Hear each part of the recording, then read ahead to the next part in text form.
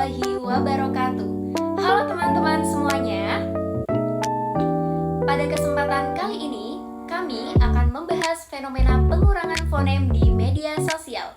Mungkin tanpa kita sadari, kita sering menulis kata seperti udah, aja, karena, atau emang. Kata-kata tersebut memang terlihat sederhana, tetapi jika dikaji dalam ilmu linguistik, khususnya fonologi, ternyata ada proses kebahasaan yang terjadi di dalamnya loh. Benar sekali. Sebelum membahas contohnya, kita perlu mengetahui terlebih dahulu apa itu fonologi. Fonologi adalah cabang ilmu linguistik yang mempelajari bunyi-bunyi bahasa atau fonem, termasuk bagaimana bunyi tersebut dapat berubah ketika digunakan oleh penutur. Salah satu proses perubahan bunyi dalam fonologi adalah elisi. Elisi adalah proses hilangnya atau pelesapan satu atau lebih fonem pada suatu kata tanpa mengubah maknanya. Nah, fenomena inilah yang banyak kita temukan dalam bahasa yang digunakan di media sosial. Nah, teman-teman, mengapa sih disebut elisi? Karena dalam kata-kata yang sering kita gunakan di media sosial, ada bunyi yang sengaja dihilangkan agar pengucapan maupun penulisannya menjadi lebih singkat. Misalnya pada kata sudah menjadi udah. Pada contoh ini, fonem S di awal kata dihilangkan. Dalam fonologi, proses ini disebut aferesis, yaitu elisi yang terjadi di awal kata. Contoh lainnya adalah saja menjadi aja, yang juga mengalami aferesis karena fonem S dihilangkan. Selain itu, ada juga kata karena yang ditulis menjadi karena. Pada kata ini, fonem E di tengah kata dihilangkan. Dalam kajian fonologi, proses tersebut disebut sinkop, yaitu elisi yang terjadi di bagian tengah kata.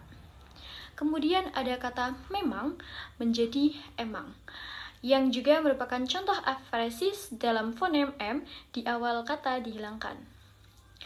Walaupun ada bunyi yang dihilangkan, makna katanya tetap sama, sehingga komunikasi tetap berjalan dengan baik. Lalu teman-teman, mengapa sih elisi itu banyak terjadi di media sosial? Hal ini karena media sosial menuntut komunikasi yang cepat dan praktis. Pengguna lebih memilih menulis kata yang lebih pendek agar lebih mudah dan lebih cepat diketik. Selain itu, bentuk-bentuk tersebut juga dipengaruhi oleh kebiasaan berbicara sehari-hari. Apa yang sering diucapkan akhirnya ikut dituliskan.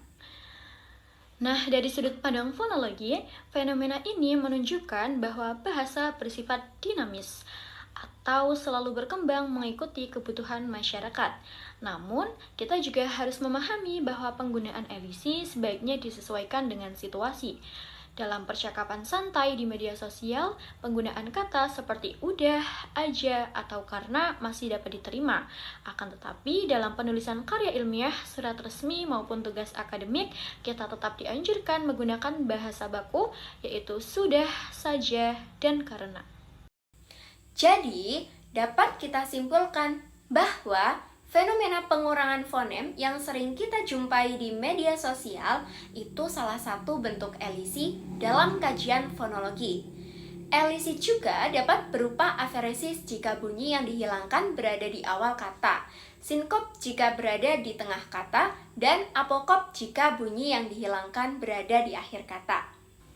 Dengan memahami materi fonologi, kita menjadi tahu bahwa kebiasaan berbahasa di media sosial bukan hanya sekedar tren, tetapi juga merupakan bagian dari proses perkembangan bahasa.